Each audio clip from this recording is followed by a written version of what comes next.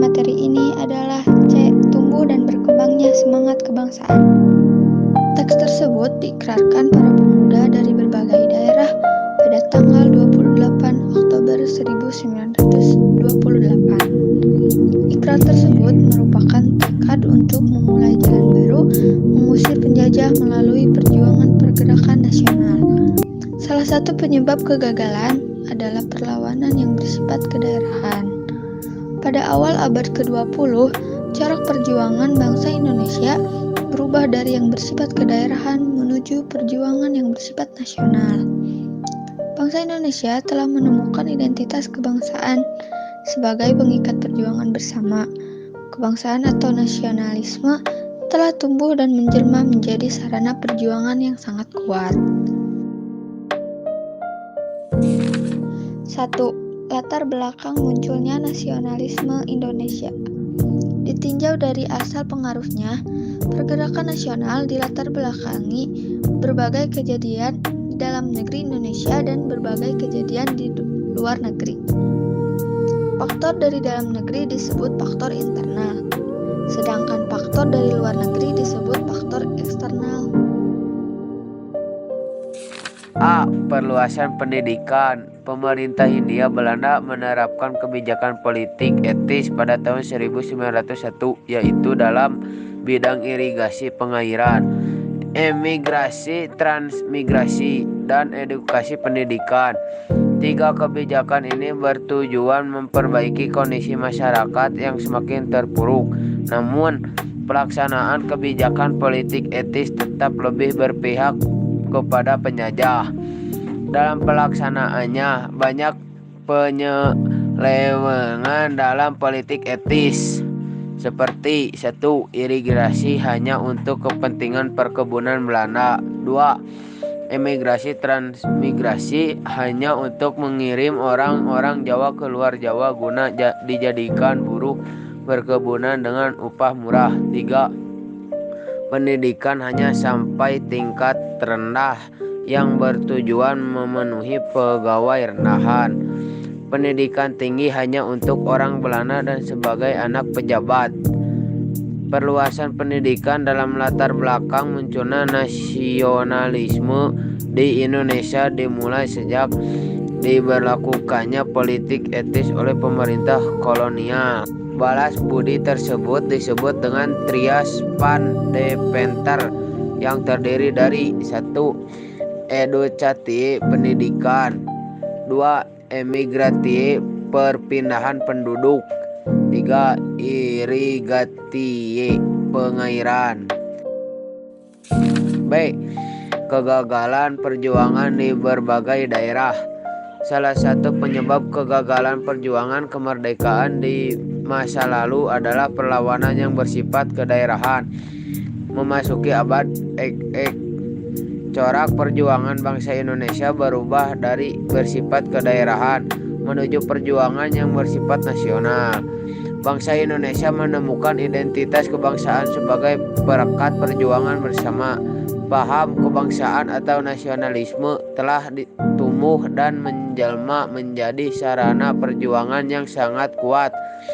Corak perjuangan nasional bangsa Indonesia ditandai dengan momentum penting, yaitu diikrarkannya Sumpah Pemuda 28 Oktober 1028. C. Rasa senasib penanggungan. Perluasan kekuasaan Barat di Indonesia telah mempengaruhi perubahan politik, ekonomi, dan sosial bangsa Indonesia. Tekanan pemerintahan Hindia Belanda pada bangsa Indonesia telah memunculkan perasaan kebersamaan rakyat Indonesia sebagai bangsa terjajah. Hal ini yang mendorong tekad bersama untuk menghimpun kebersamaan dalam pergerakan kebangsaan Indonesia. D. Perkembangan organisasi etnis, kedaerahan, dan keagamaan. Organisasi yang berdiri di Indonesia adalah organisasi etnis, kedaerahan, dan keagamaan. Berbagai organisasi tersebut sering melakukan pertemuan hingga akhirnya muncul ide untuk mengikatkan diri dalam organisasi yang bersifat nasional. Organisasi etnis banyak didirikan oleh para pelajar perantau di kota-kota besar. Mereka membentuk perkumpulan berdasarkan latar belakang etnis. Beberapa contohnya antara lain 1. Organisasi etnis Serikat Pasundan serta perkumpulan kaum Betawi yang dipelopori oleh M. Husni Tamrin. 2. Organisasi kedaerahan Trikoro Darmo 1915, Jongjapa 1915, dan Jong Sumatranen Bon 1917. 3. Organisasi keagamaan pada awal abad ke-20, Jong Islamieten Bon, Muda Kristen Jawi, Muhammadiyah, Nahdlatul Ulama, Persis, Persatuan Umat Islam, dan Al-Jamilatul Wasiyah.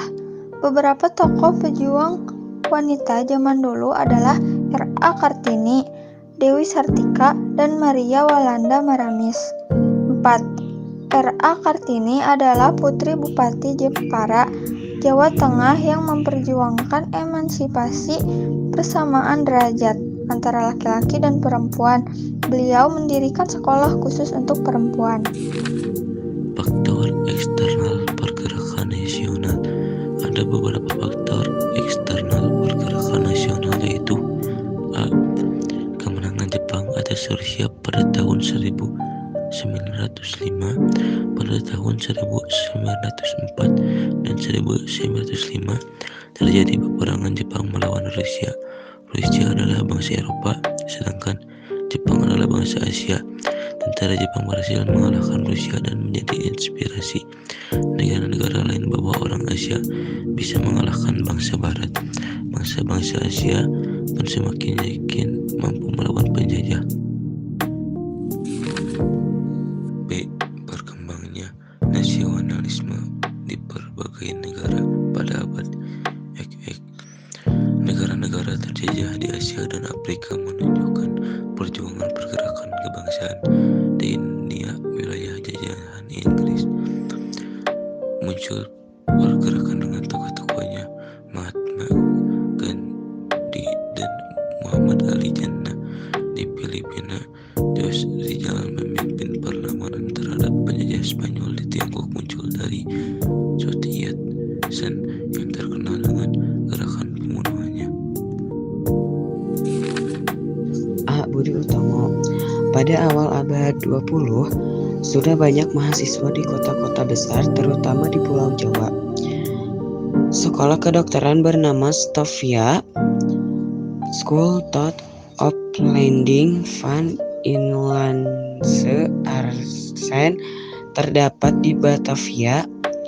Para tokoh mahasiswa kedokteran sepakat untuk memperjuangkan nasib rakyat Indonesia dengan memajukan pendidikan rakyat. Pada tanggal 20 Mei 1908, mereka sepakat mendirikan sebuah organisasi bernama Budi Utomo dan memilih Dr. Sutomo sebagai ketua. Tokoh lain pendiri Budi Utomo adalah Gunawan Cipto Mangunkusumo dan R.T. Aryo Tirtokusumo. B. Sarekat Islam didirikan oleh Haji Samanhudi dengan nama awal Sarekat Dagang Islam SDI pada 16 Oktober 1905. Organisasi ini awalnya merupakan perkumpulan pedagang Islam yang menentang kedatangnya perdagangan asing. Uang ingin memonopoli ekonomi rakyat. Kemudian, Sarekat Dagang Islam berubah menjadi Sarekat Islam SI atas prakasa HOS Cokroaminoto. Anggota Sarekat Islam tidak terbatas hanya pedagang Islam saja, namun diperluas dari berbagai macam latar belakang. Seiring berjalannya waktu, Sarekat Islam berkembang dan diakui sebagai badan hukum pada Maret 1916. Setahun kemudian, SI berubah menjadi partai politik dan mengirimkan wakilnya HOS Cokroaminoto ke Volksraad. C. Indices Parties. Indices Parties adalah organisasi pergerakan nasional yang didirikan oleh Ernest Eugene Francois Dueus Descartes atau dikenal juga dengan nama Dr. Danurdirja Setiabudi, Dr. Cipto Mangunkusumo, dan Suwardi Suryaningrat atau populer kita kenal dengan nama Ki Hajar Dewantara. Pendiri organisasi ini kemudian dikenal dengan sebutan Tiga Serangkai yang pada 25 November 1191 membuat Indices Parties di Bandung. Organisasi ini memiliki keistimewaan karena menjadi organisasi yang memiliki usia pendek namun anggaran dasarnya dijadikan sebagai peletak dasar politik Indonesia dengan status organisasi campuran antara orang asing dan pribumi. D.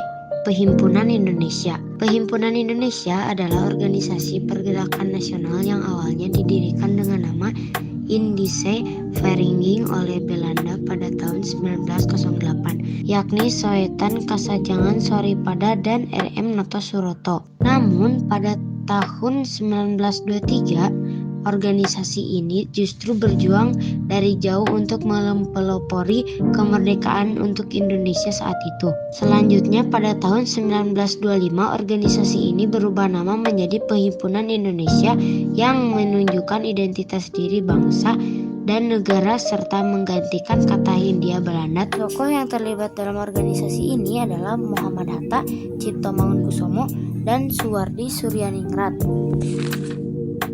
2. Organisasi Pergerakan Nasional Indonesia. E. Partai Nasional Indonesia (PNI). PNI merupakan organisasi selanjutnya yang berdiri pada masa pergerakan nasional. Organisasi ini didirikan pada tanggal 4 Juli 1927 oleh 8 tokoh, yaitu I.R. Soekarno adalah ketua, I.R. Anwari, M.R. Budidarto, Dr. Cipto Mangunkusumo, M.R. Sartono, Dr. Samsi, M.R. Sunario, M.R. Iskak. PNI berkembang pesat menjadi partai yang besar dan merupakan tertua di Indonesia. Perkembangannya yang pesat membuat pemerintah Belanda khawatir. Jadi ini adalah dokumentasi foto tokoh-tokoh. Nah, kesimpulannya, semangat kebangsaan bermakna kesadaran seorang untuk setia, menjaga, serta mendahulukan kepentingan bangsa dan negara di atas kepentingan pribadi dan kelompok. Sebagai suatu dorongan untuk mempertahankan suatu bangsa serta memberikan dampak positif dalam perkembangan berbangsa dan bernegara. Apakah teman-teman semuanya ada yang ingin bertanya kepada kelompok saya?